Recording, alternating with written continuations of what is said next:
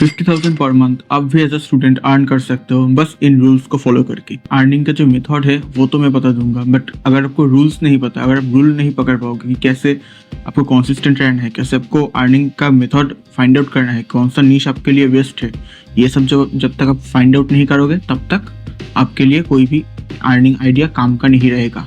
सारा कुछ फीका फीका लगेगा आपको। तो मिली आकाश से, ये है आकाश के थर्ड ईयर में 1 लाख पर मंथ से भी ज़्यादा अर्न कर रहा है।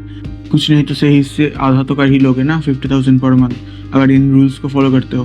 तो जय हिंद, राम राम जी सभी को, वेलकम टू आवर चैनल। इस वीडियो में अर्निंग के कुछ मेथड्स नहीं बट कुछ रूल्स बताऊंगा जिससे आपको अर्निंग में बूस्ट मिले और सही पाथ एक सिलेक्ट हो पाए आपका, कि कौन सा पाथ आपके लिए एक सही पाथ हो सकता है।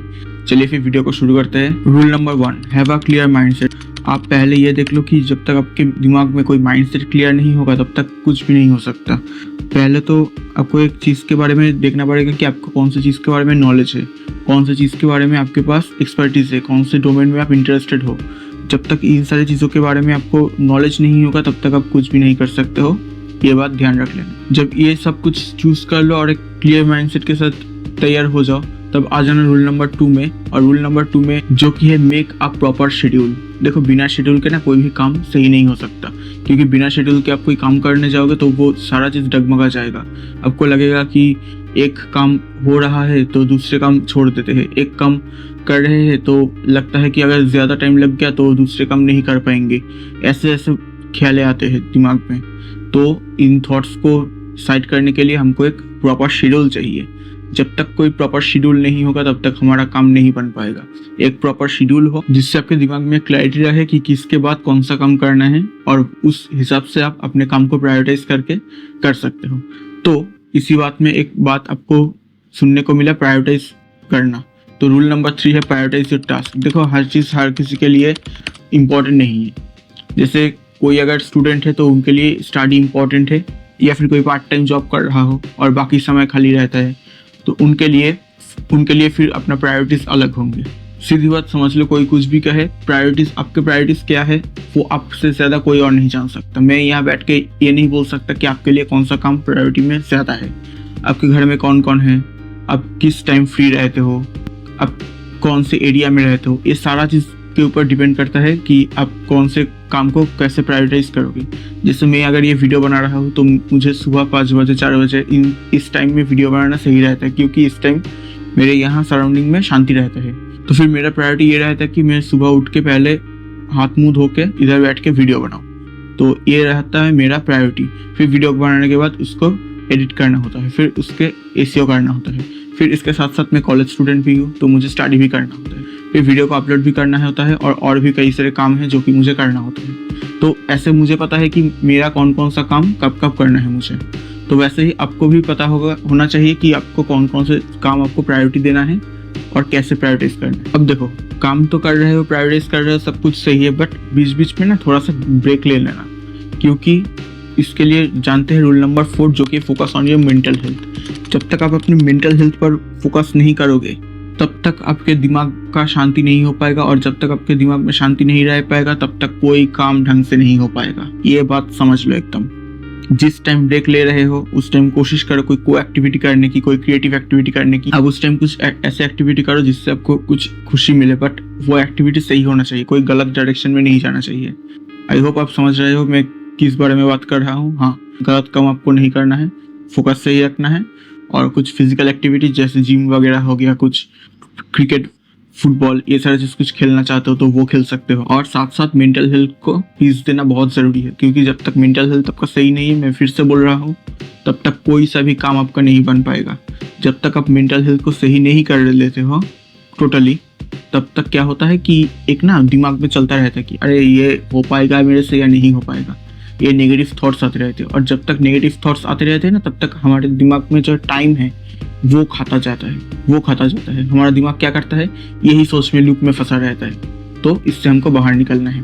तो इससे बाहर निकलने के लिए rule number 5, adopt any good activity.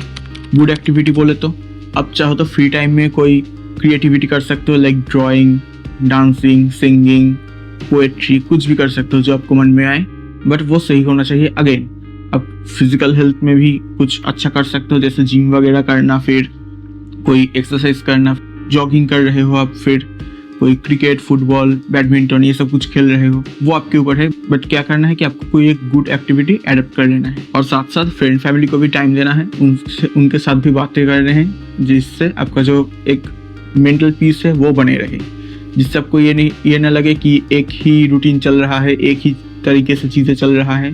थोड़ा सा दिमाग को शांति मिलेगा इससे, और देखोगे जब लोगों से बात करोगे तो बहुत हल्का लगेगा अपने अंदर से। अब मान लो ये सब कुछ आपने कर लिया, बट अगर रूल नंबर 6 आपने फॉलो नहीं करा तो सब कुछ गड़बड़ हो सकता है। वो है अवॉइड बैड एडिक्शन।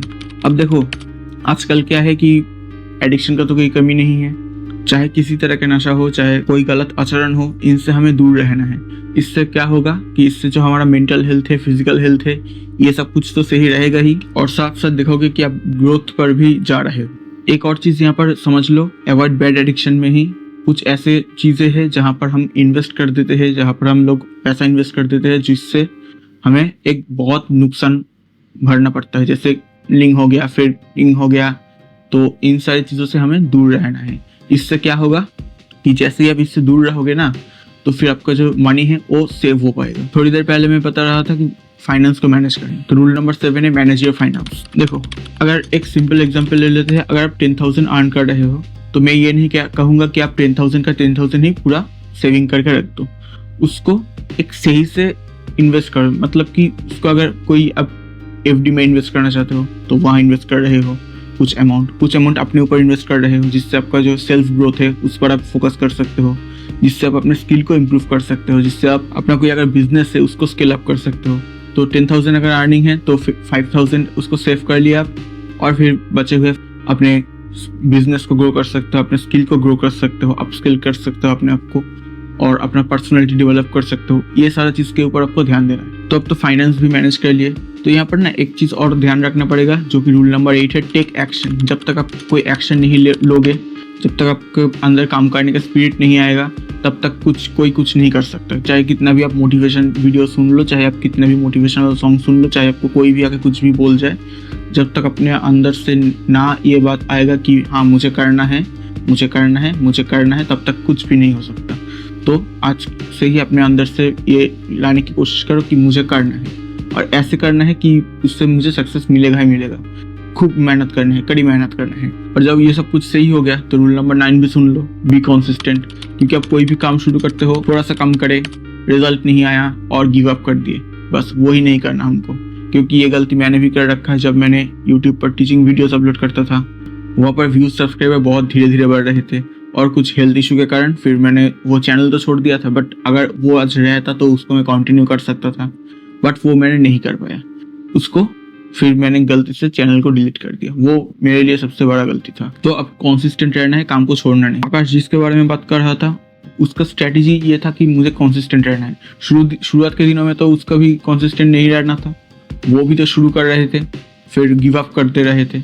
फिर जब धीरे धीरे उसको रूल्स समझ में आया, तो फिर उसको समझ में आया कंसिस्टेंसी का महत्व क्या है।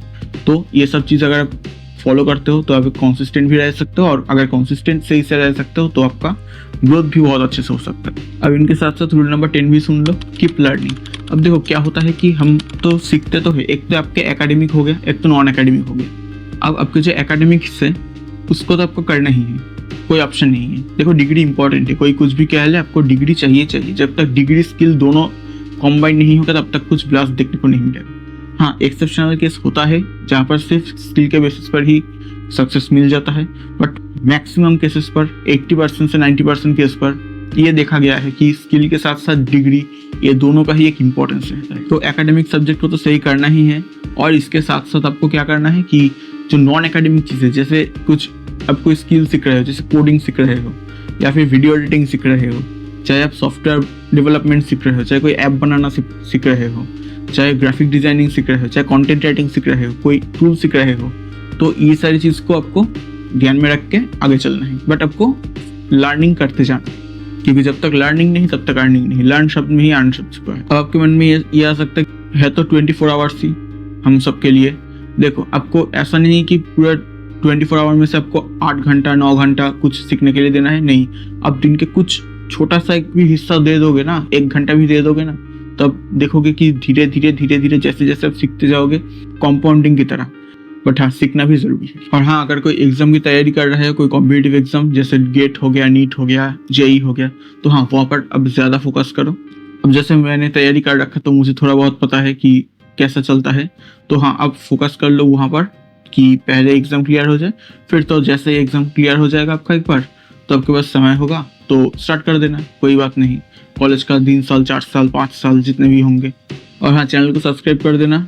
ऐसे ही earning related videos, earning methods, earning के रूल्स, अर्निंग के तरीके, अर्निंग के टूल्स और online earning, business, online job opportunity क्या क्या है ना है, सारी चीज़ों के बारे में आपको एक वर्ल्ड क्रिएट हो जाएगा इस चैनल के अंदर। मिलेंगे नेक्स्ट वीडियो में, तब तक के लिए वीडियो को लाइक कर दीजिए और कमेंट करके बताइए नेक्स्ट किस टॉपिक पर वीडियो चाहिए।